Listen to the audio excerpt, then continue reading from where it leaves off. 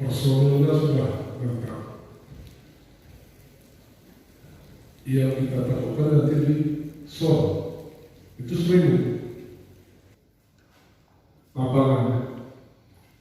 Kalau segera kita ada lapangan kali ini di atas ini, lapangan itu dibersihkan lapangan. Nanti disiapkan di beberapa titik strategis yang dibacakan waktu detik-detik ini. Biasanya ini perintahnya itu nggak ada.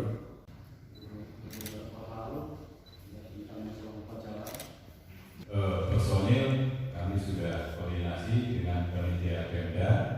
Masalah lampu kan kita ada nanti kadang spot kontaknya ada dimatikan lampu diawali dari Pak tadi yang diwakili oleh Pak.